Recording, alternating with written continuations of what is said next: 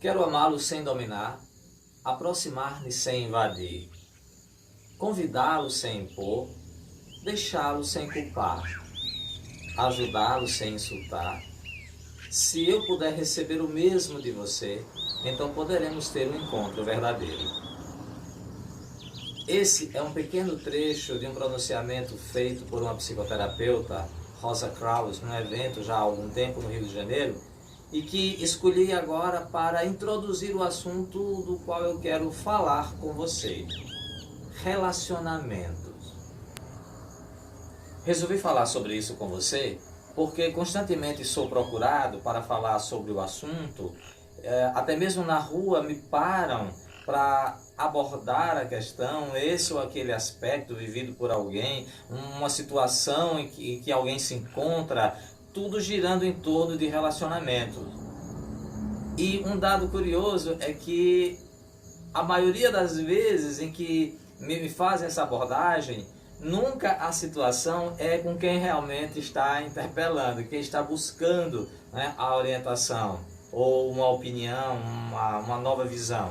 Geralmente é com um colega de trabalho, ou se passa com uma amiga, um parente, até mesmo uma vizinha. Geralmente é com alguém, uma outra pessoa, que aquele que me buscou, aquela que me procurou, está querendo mais informações ou mais elementos para poder ajudar o protagonista da história. E isso tudo, né, nas entrelinhas, né, fica claro o medo da exposição, né, e o receio, muitas das vezes, a falta de recursos para trabalhar um tema de tão grande significado no nosso dia a dia, na nossa vida, na nossa construção, que são os relacionamentos. Meus queridos e minhas queridas, e temos que olhar de frente para esse assunto porque é vital para as nossas vidas. Tudo gira em torno de relacionamentos, que seja o nosso relacionamento com Deus, o nosso relacionamento conosco mesmo, o nosso relacionamento com o nosso próximo, seja ele parente, amigo, um familiar, colegas de trabalho, clientes, parceiros. Cada vez mais nós precisamos conviver com um número maior de pessoas, e pessoas muito diferentes de nós, e temos que aprender então a conviver. E essa boa convivência virá dos níveis de relacionamento que formos capazes de estabelecer, da qualidade desses relacionamentos. Por isso eles precisam ser vistos de frente, pensados, conversados, amadurecidos, discutidos, para que possam trazer os melhores resultados para ambos os lados. Porém, relacionamentos são como um cristal, como uma pedra lapidada de brilho intenso, porém frágil. E temos que ter cuidado porque toda essa beleza, quando riscada ou quando se quebra esse cristal, é muito difícil juntar os pedaços, reconstituir todo aquele brilho original. Num relacionamento, temos que sempre ter presente a realidade de que existe o meu lado, o lado do outro e aquilo que nos juntou. Precisamos trabalhar tudo isso com coerência e principalmente exercitando a empatia. Meus queridos, minhas queridas, seja qual for o nível de relacionamento que possamos tratar aqui, colegas de trabalho, parceiros, clientes, fornecedores ou parentes, amigos, aquela pessoa especial, qualquer que seja o nível do relacionamento, a base de tudo está na conquista, na prática, na vivência da empatia.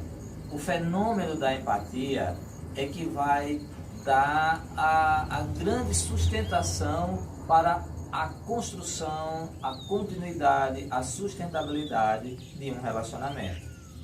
Empatia é, então, a capacidade que nós temos de nos colocar no lugar do outro. É simples, mas não é fácil. Muitas das vezes, os relacionamentos pessoais, profissionais, são tratados muito de uma forma unilateral. A minha visão, as minhas expectativas, os meus desejos, os meus anseios. Mas temos que ter a consciência de que existe o outro. Existe o outro. E cada um de nós é um mundo dentro de si, com as nossas sensações, nossas emoções, nossos quereres, tudo aquilo que é nosso. E assim também o é o outro. E quando juntamos esse mundo que somos, cada um de nós, com o mundo que é a outra pessoa, já imaginaram a dimensão que tudo isso alcança? Vira um verdadeiro universo. Um universo de probabilidades, de possibilidades, e que precisa ser muito bem trabalhado, precisa ser conhecido, para que o caminhar possa ser agradável e possa ser lado a lado. Meus amigos, mas temos que ter muito cuidado quando falamos em empatia, porque para muita gente funciona aquela velha ideia: se eu fosse você, olha, se eu fosse você, poxa, muita calma nessa hora, porque a história de vida de cada um de vocês é diferente da história de vida de qualquer uma outra pessoa. As nossas histórias de vida são diferentes.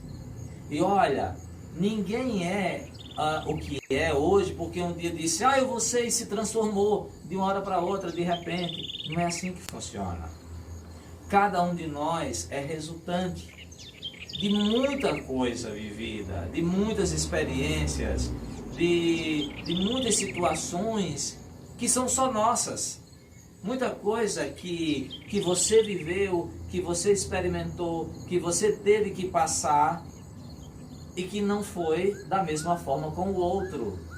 Então é muito fácil e é muito cômodo para alguém chegar diante de uma outra pessoa e dizer assim, se eu fosse você, eu faria assim, eu teria agido dessa maneira, eu teria dito... Calma, porque você é você e o outro é o outro. Então, se alguém age de uma determinada maneira, tem alguma razão para ele agir daquela forma. Se alguém fala de um certo modo, alguma razão há para que ele fale desse modo. Se alguém faz de uma determinada maneira, é porque existem razões para que ele haja, fale e faça dessa forma. Então, temos que ter paciência e tirar o pé do acelerador.